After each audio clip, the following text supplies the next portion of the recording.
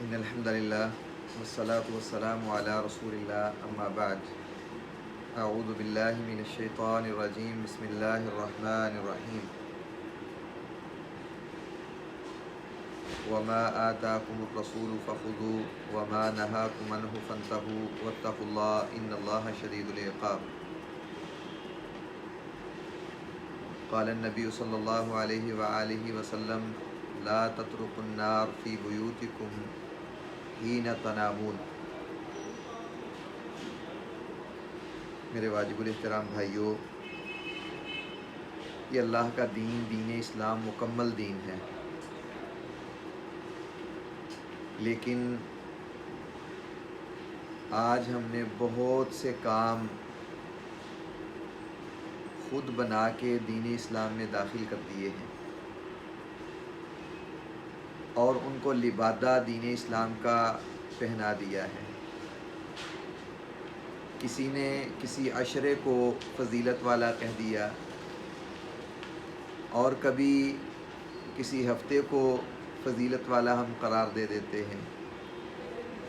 کبھی کوئی رات، کبھی کوئی دن عبادت والا، فضیلت والا ہم ٹھہرا دیتے ہیں، حالانکہ کسی عمل اور کسی ایسی اجر و ثواب کی باعث عبادت کو اجر و ثواب کا متحمل ٹھہرانا یہ فقط صرف اور صرف وحی الہی پر منحصر ہے۔ میں اور آپ کسی صورت بھی وہ عمل جس کی قرآن و سنت کے اندر دلیل موجود نہ ہو اس کو فضیلت والا یا پھر اجر و ثواب والا عمل نہیں سمجھ سکتے، لیکن اس کے باوجود آج مسلمان کتنے ایسے اعمال، کتنے ایسے دن، کتنی ایسی راتیں جن کو فضیلت والا قرار دیتے ہیں، اور یہ بغیر کسی دلیل کے کسی عمل کو، کسی کام کو، کسی رات کو، کسی دن کو فضیلت والا، اجر و ثواب والا قرار دے دینا، یہ دین اسلام کے اندر اضافہ ہے، اور یہ اضافہ اتنا خطرناک ہے کہ یہ بدعات کے اندر شامل ہوتا ہے، یہ خرافات کے اندر ہے، اور یہ بدعات ان کے اندر شامل ہونے والے اعمال، افعال، میرے محترم بھائیوں، کتنا خطرناک ان کا انجام ہے۔ کل قیامت کے دن، اللہ اکبر، جو دن بڑا خطرناک ہوگا، بڑا سخت ہوگا، بہت زیادہ سنگینیاں ہوں گی، سختیاں ہوں گی، ہولناکیاں ہوں گی، اس دن انسان بہت بڑا نقصان اپنا کیا کر بیٹھے گا؟ جناب محمد رسول اللہ صلی اللہ علیہ وسلم کے ہاتھوں حوض کوثر سے محروم ہو جائے گا۔ صحیح بخاری کے اندر نبی علیہ السلام کے پیارے صحابی حضرت سہل رضی اللہ تعالیٰ عنہ حدیث کے راوی ہیں، بیان کرتے ہیں نبی صلی اللہ علیہ وآلہ وسلم نے فرمایا، میرے صحابہ، میرے امتیوں، میں تم سے پہلے حوض کوثر پر پہنچ چکا ہوں گا، اور جو بھی پھر وہاں سے گزرے گا میرے ہاتھوں حوض کوثر جو ہے وہ نوش فرمائے گا، پیے گا، اور اس کا اثر کیا ہوگا؟ جامع کوثر کا، حوض کوثر کا، نبی علیہ السلام فرماتے ہیں، اللہ اکبر، جو دن بڑا ہی سخت دن، میرے محترم بھائیوں، اس کی سنگینیاں ہم نے الگ سے سنی ہوئی ہیں، کیا حالت ہوگی، کوئی اپنے گھٹنوں تک، کوئی اپنے ٹخنوں تک، کوئی اپنی کمر تک، کوئی اپنی گردن تک، کوئی ناک تک اپنے پسینے کے اندر شرابور ہوگا، ڈبکیاں لے رہا ہوگا۔ اس عالم میں، اس حالت کے اندر جب بہت زیادہ پریشانی ہوگی، جناب محمد رسول اللہ صلی اللہ علیہ وآلہ وسلم فرماتے ہیں، اس دن جو بندہ یہ جامع کوثر، حوض کوثر نوش کر لے گا، پی لے گا، جس کو یہ نصیب ہو گیا، اس کو یہ بہت بڑا، لمبا چوڑا، سخت گرمی، شدت والا دن، اس کو ذرہ برابر بھی پیاس محسوس نہیں ہوگی، اس کو یہ پانی پینے کے بعد قیامت کے دن کی سختیاں وہ تنگ نہیں کر پائیں گی۔ لیکن اللہ کے نبی علیہ السلام فرماتے ہیں، اللہ اکبر، لوگ آ رہے ہوں گے حوض کوثر پہ، پانی جو ہے وہ پی رہے ہوں گے، اچانک چند لوگ آئیں گے، کچھ لوگ آتے ہوں گے، میں ان کو دیکھوں گا، میں ان کو پہچانوں گا کہ یہ میرے ہیں، میرے امتی ہیں، میرے امتیوں کے اندر ان کا شمار تھا، اور فرمایا کہ وہ مجھے پہچان رہے ہوں گے، میں ان کو پہچان رہا ہوں گا، وہ جانتے ہوں گے کہ یہ سامنے حوض کوثر کے اوپر ڈیوٹی دینے والا، جام بھر بھر کے پلانے والا، یہ ہمارا سچا رسول جناب محمد رسول اللہ صلی اللہ علیہ وسلم ہے۔ وہ مجھے پہچانیں گے، میں ان کو جانتا ہوں گا۔ لیکن اچانک کیا ہوگا؟ اچانک میرے اور ان کے درمیان کسی چیز کو حائل کر دیا جائے گا، کوئی دیوار، کوئی رکاوٹ آ جائے گی، وہ ایک طرف رہ جائیں گے، میں ایک طرف رہ جاؤں گا۔ استفسار ہوگا، پوچھا جائے گا۔ اللہ کے نبی فرماتے ہیں اللہ اکبر، میں پوچھوں گا یہ تو میرے تھے، میں ان کو پہچانتا تھا، جانتا تھا، میں ان کی شکلوں سے، ان کے بہت سے اللہ اکبر نشانات سے جانتا تھا، یہ تو میرے امتی تھے۔ دوسرے لفظوں میں یہ کہہ لیں کہ یہ وہ تھے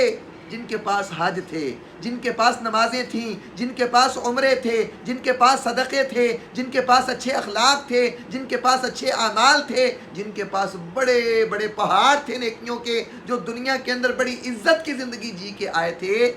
اللہ کے نبی علیہ السلام فرماتے ہیں میں ان کو پہچان رہا ہوں، آخر ان کو مجھ سے دور کیوں کیا گیا ہے؟ یہ تو نیک لوگ تھے، میرے امتی تھے۔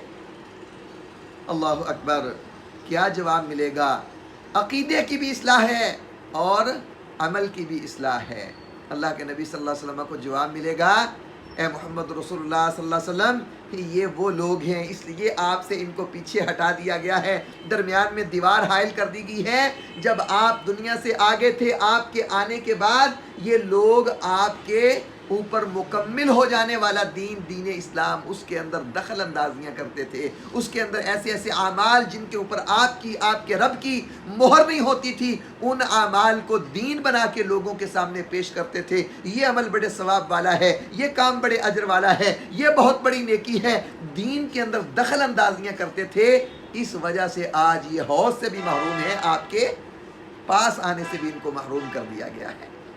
اللہ اکبر۔ نبی علیہ السلام جب یہ الفاظ سنیں گے کیا کہیں گے؟ سحقن سحقن لمن غیر بعدی، اچھا یہ ان کا جرم ہے، سحقن ان کو دور کر دو، دور ہٹا دو، ان کو واقعہ ہی پیچھے لے جاؤ۔ لمن غیر بعدی، یہ وہ ہیں جنہوں نے میرے آ جانے کے بعد میرے دین کو متغیر کر دیا، بدل دیا، اس کے اندر رد و بدل کرتے رہے، اس کے اندر دخل اندازیاں کرتے رہے، اعمال داخل کرتے رہے۔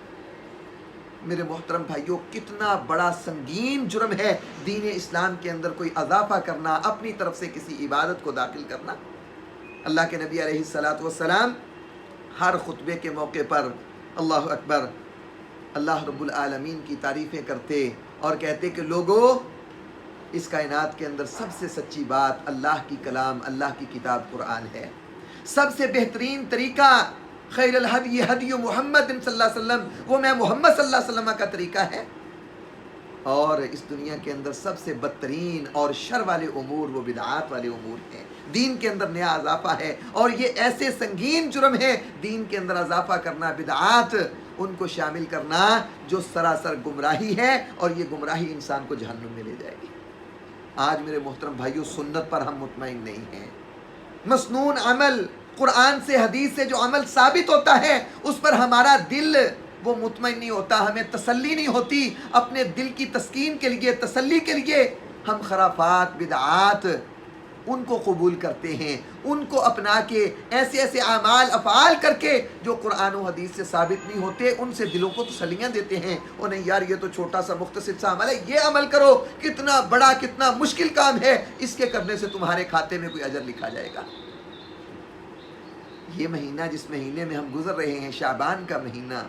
آج 13 شعبان ہے، کل کو 14 شعبان ہے، جو ہی مغرب ہوگی 15 شعبان کل شروع ہو جائے گی، اور کل کی رات، کل ساری رات کس قرآن کی آیت سے، کس میرے نبی صلی اللہ علیہ وسلم کے سچے باسندے صحیح حدیث کے تناظر میں اللہ کے نبی کے فرمان سے کل کی رات کی جو آنے والی رات ہے، اس رات کی صحیح سند کے ساتھ یا کسی قرآن کی آیت کے ساتھ کوئی فضیلت جو ہے وہ ثابت ہوتی ہو؟ کیا کچھ میں نے جوڑا کل کی رات کے ساتھ؟ کتنے اعمال، لوگ ایک دوسرے سے معافیاں مانگ رہے ہیں، کیا نظریات ہیں، کیا اشکالات ہیں، کیسے لوگوں کے اللہ اکبر ذہنوں کے اندر نیکی اور ثواب کے جذبات بھرے ہوئے ہیں۔ کل کی رات اتنی عظیم رات ہے، کس نے اس کو عظیم کہا؟ جناب محمد رسول اللہ صلی اللہ علیہ وسلم کی زندگی قرآن کی طرح میرے محترم بھائیو اللہ رب العالمین نے قیامت کی صبح تک ہمارے لیے محفوظ رکھی ہے۔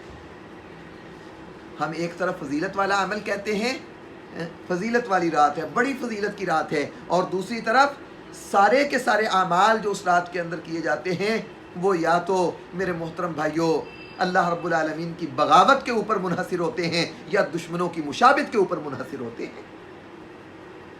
کیا ہوتا ہے ایک طرف فضیلت والی رات اور ہو کیا رہا ہوتا ہے، کیسے کیسے اعمال، ان میں سے صرف ایک اس کی طرف اشارہ کر دیتا ہوں، کیا ہوتا ہے شب رات کی رات آتش بازی ہو، شرریاں چلیں، پٹاخے چلیں، اور میرے محترم بھائیوں لوگوں کو بے آرام کرنا، لوگوں کو تنگ کرنا، پھر دکانوں کا نقصان، گلی محلوں کے، ہم نے کیا کیا خوشیوں غمیوں کے موقع کے اوپر یہ آتش بازی کتنے کتنے نقصان اس کا ہم مشاہدہ اس آتش بازی کی وجہ سے کر چکے ہیں۔ دین اسلام کے اندر جس کا کوئی تصور نہیں، بلکہ اگر ہم آگ کے حوالے سے اور میرے محترم بھائیوں دین اسلام میں، قرآن میں، سنت میں دیکھیں کیا احکام ہے، واللہ العظیم صحیح مسلم میں روایت اللہ کے نبی علیہ السلام فرماتے ہیں میرے صحابہ رات کو اپنے مشکیزوں کے منہ بند کر کے سویا کرو، میرے صحابہ اپنے گھروں کے دروازے بند کر کے سویا کرو، برتنوں کو ڈھانپ کے سویا کرو، اب آپ کے گھروں کے اندر جلنے والے چراغ تب تک تم نے سونا نہیں ہے جب تک جلنے والی آگ کو تم نے بند نہیں کر لینا ہے۔ اللہ کے نبی علیہ السلام فرماتے ہیں میرے صحابہ اللہ اکبر، جس دروازے کو اور جس مشکیزے کو بند کر دیا جاتا ہے رات کو اس کو شیطان کھول نہیں سکتا ہے، جس برتن کو ڈھانپ دیا جاتا ہے اس کے اوپر اس کے اندر شیطان داخل نہیں ہو سکتا، حتیٰ کہ اللہ کے نبی نے فرمایا تمہیں ڈھانپنے کے لیے کوئی چیز نہیں ملتی، بسم اللہ پڑھ کے اگر تمہیں کوئی لکڑی کا ٹکڑا ملتا ہے لکڑی کا ٹکڑا رکھ دو۔ پیارے پیغمبر علیہ السلام نے فرمایا رات کو آگ اس لیے بند کرنی ہے، گھروں میں چوہیا ہوتی ہیں، وہ چوہیا اس قدر بدبخت ہوتی ہے، وہ آگ دیے میں چلنے والی آگ اس کے ذریعے پورے کے پورے گھر کو، گھر والوں کو راکھ بنا کے رکھ دیتی ہے۔ وہ آگ جس کے متعلق نبی کی یہ تعلیمات ہو، میں اس کو عبادت بنا کے میرے محترم بھائیوں 15 شعبان کی رات کو پٹاخے چلاتا پھروں، آتش بازی کروں۔ حضرت ابو موسیٰ کہتے ہیں رضی اللہ عنہ مدینے کے اندر ایک پورے کا پورا گھر رات کی تاریکی میں آگ کی لپیٹ میں آ گیا، اللہ کے نبی کو پتہ چلا، پیارے پیغمبر علیہ السلام نے نصیحت فرمائی میرے صحابہ یہ آگ تمہاری دشمن ہے، جب رات کو سو آگ کو بند کر کے سویا کرو۔ اور میرے محترم بھائیوں آپ احادیث کا مطالعہ کر لیں، واللہ ابھی آذان کا حکم نہیں آیا تھا، جماعت نماز فرض ہو گئی، آذان کا حکم نہیں آیا تھا کہ اس انداز سے نمازیوں کو جمع کرنا ہے۔ احادیث اس کے اندر تجاویز جو ہیں وہ موجود ہیں، اللہ کے نبی نے تجاویز لی کہ لوگوں کو جماعت کے لیے بلانا ہے، کیسے بلائیں؟ کسی نے کوئی تجویز دی، کسی نے کوئی تجویز دی، کسی نے ایک تجویز یہ آئی، اللہ کے نبی نمازیوں کو اکٹھا کرنا ہے، جماعت کروانی ہے، اس کے لیے تجویز ہے کسی اونچی اوپر ٹاپ کے اوپر، چوٹی کے اوپر، پہاڑی کے اوپر کسی کی ڈیوٹی لگائیں، وہ آگ جلایا کرے ہر نماز کے وقت، لوگ اس سے اٹھنے والا دھواں لائٹیں دیکھ کے آ کے باجماعت نماز ادا کیا کریں۔ پیارے پیغمبر علیہ السلام نے جب یہ الفاظ سنے کیا کہہ کے اس تجویز کو رد کر دیا؟ نبی صلی اللہ علیہ وسلم فرماتے ہیں کیا تمہیں نہیں پتا یہ آگ اور آگ کے ساتھ عبادات یہ کن کا کام ہے؟ یہ تو مجوسیوں کا، آتش پرستوں کا کام ہے، ہم یہ کام نہیں کریں گے۔ کیا اللہ کے نبی صلی اللہ علیہ وسلم نے آگ کی پوجا کرنی تھی؟ کیا پیارے پیغمبر علیہ السلام کے صحابہ نے آگ کو پوجنا تھا، اس کی پرستش کرنی تھی؟ صرف ایک تعاون تھا، ایک علامت اور نشانی تھی، اذان کے طور پہ ایک نشان تھا کہ لوگ دیکھ کے آ کے اللہ کی عبادت کریں، لیکن اللہ کے نبی نے یہ بھی گوارا نہیں کیا، اور ضرورت کے وقت میرے محترم بھائیوں آگ جلانے کی نبی صلی اللہ علیہ وسلم نے، ہاں باقی جو امور ہیں جہاں پر آگ کی ضرورت ہے، لیکن یہ اذان عبادت کے معاملے کے اندر اللہ کے نبی کو مشورہ دیا گیا، آپ نے یہ کہہ کے رد کر دیا یہ مجوسیوں کی مشابہت ہے۔ اور میں کہوں کہ کوئی بات نہیں، یہ عبادت ہے، 15 شعبان کی رات کو پٹاخے چلانا اور آتش بازی کرنا کیسی عبادت ہے یہ؟ آج ہم شب برات ہو، شب معراج ہو، جشن آزادی ہو، یا پھر میری گھر کے اندر کوئی شادی کی کوئی تقریب ہو، ہم اس آگ کو میرے محترم بھائیوں کھیل بنا کے بیٹھے ہوئے ہیں۔ یہ کھیل کیسا کھیل ہے؟ واللہ لوگوں کے گھروں کے گھر آگ بن گئے، ہاں گاڑیوں کی گاڑیاں براتیوں کی بھری ہوئی اس آتش بازی کی وجہ سے ہم نے جلتی ہوئی اپنی آنکھوں سے دیکھی، کتنے کتنے سنگین نتائج ہم نے بھگتے۔